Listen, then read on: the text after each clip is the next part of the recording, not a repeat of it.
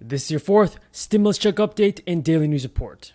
We have news coming from Mitch McConnell, Chuck Schumer, and even Speaker Pelosi surrounding the fourth stimulus check. What is the next set of steps for this to become law? John, it's 99 and 9/10 finished. They're drafting it. The text will be done. Hopefully we'll introduce it today. We'll vote on it tonight. We'll start amendment process hopefully on Monday. If not, but we want to be done by Thursday. We want to move on, okay? But it's not just the Senate that speaks. The House has a role. Oh yeah, no, I'm just saying it moves on from the Senate. Right. Now you guys have to know that once the Senate passes a bipartisan infrastructure deal, Democrats are going to be working on passing 2 more spending bills. And Bernie Sanders, everybody, had an urgent plea at a Senate meeting for Senate Democrats this week. Senator Bernie Sanders told everybody, "We are with you on this bipartisan bill, so you better be with us on our $3.5 trillion spending package." So it looks like a couple of our senators in Congress, like Senator Bernie Sanders, for example, want to send out more stimulus relief. And even though it is great to see Congress negotiating on bipartisan infrastructure, a fourth stimulus check definitely needs to be sent out before the end of the year. In fact, a stimulus check needs to be sent out this month. But what do you guys think? Will President Biden send out the fourth stimulus checks this month in August? Leave your thoughts in the comments. Well, listen, these deals on infrastructure that have gone out are not just bipartisan, but they are also bicameral. And it was made that means very House clear. and Senate. Yes, that means House and Senate. And so it was made very clear at the beginning of this process that this bipartisan deal, if it even survives the Senate, the only chance that it has at passing the House is if the House passes the Senate bill and if the Senate passes the House bill, which is largely in reconciliation.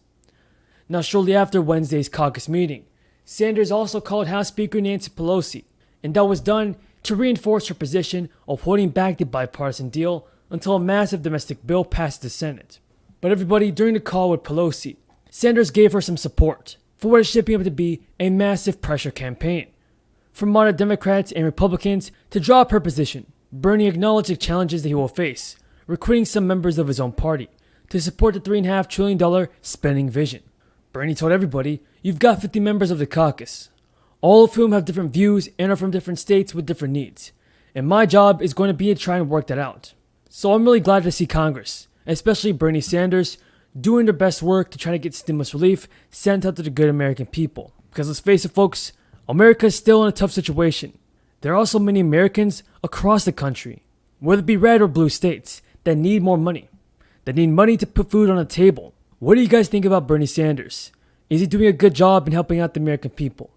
Leave your thoughts in the comments below. This is what policy is about. As a result of that one bill passed by one vote at 5 o'clock in the morning, tens of millions of American families are receiving and have received checks of $300 per child. Now, the episodes underscore the tensions in the Democratic Party as President Biden's agenda slowly moves forward. The party was sink or swim together with Democrats' 2-track plan to spend $550 billion in new money on physical infrastructure, and then supplement it with their own colossal party line spending bill on social programs. And maybe, folks, these social programs include Social Security, SSDI, and SSI. And that's going to require all 50 Democratic votes to pass the Senate. But the thing is, as progressives praise Pelosi and make public threats to sink the bipartisan bill, moderates are also already urging the Speaker to drop her blockade on the upper chamber's infrastructure deal. And that is a conflict that will test the strength of Democrats' House and Senate relations. With the slim majority spread out across a large ideological spectrum, some congressmen and congresswomen with their concerns about the $3.5 trillion price tag for the Democrats' bill on social programs. We're spending here, how big this is, but let me note something, underscore something. This is paid for. This is not going to raise taxes on people. This is instead taking some money that was already appropriated, not used for COVID relief. We're going to bring that back and use it to help build infrastructure. This is a bill which is paid for and that gives the American people say they desperately need, and that is an upgrade in our infrastructure. Even as the Senate prepares to send a bipartisan infrastructure bill that she helped negotiate to the House. By the way, everybody, Kyrsten Sinema is one of the several moderates in both chambers with outsized ability to shave down the package in the coming weeks. The bill can pass without GOP support in the 50-50 Senate, but it would need lockstep Democratic unity in the upper chamber. But then again, we're going back to Speaker Pelosi, and she said on Wednesday that the president does not have the authority to singularly forgive federal student loans, breaking with other leaders in the Democratic Party. Nancy Pelosi actually said at a press conference, "People think that the President of the United States has the power of debt forgiveness. He does not. He can postpone, he can delay, but he does not have that power. That has to be an act of Congress."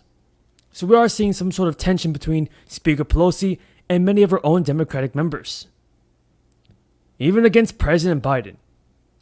What do you think about Speaker Pelosi, everybody? Is she doing her very best to send out the fourth stimulus check and help out the great American people? Tell me your thoughts in the comments below. Now, Pelosi's counterparts in the Senate disagree, however.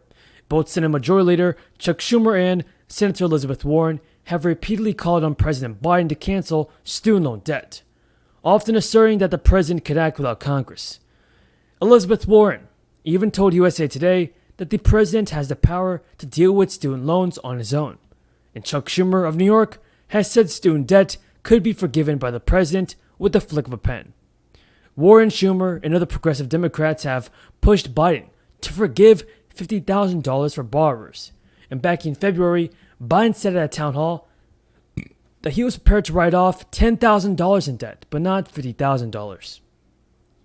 "I will not make that happen," he said, later contending that he's not have the authority to do so as president. So, do you think the student loan forgiveness should be included in the next stimulus relief package? Leave a comment down below, everybody, saying yes or no. Now, on Tuesday, everybody, Schumer said that he believed that they were making progress. The Democrats and Republicans were making progress in persuading the Biden administration to act on student loan debt. He said that the White House concerns about the legality of forgiving student loan debt had largely gone away. But Pelosi, in her most sweeping comments on the student debt issue, said on Wednesday that executive action is not available to the Biden administration. Pelosi said that it was up for discussion how lawmakers should structure any student debt cancellation program, describing the policy debate as a question of whether to provide relief to more people, even with less debt, or fewer people with more debt.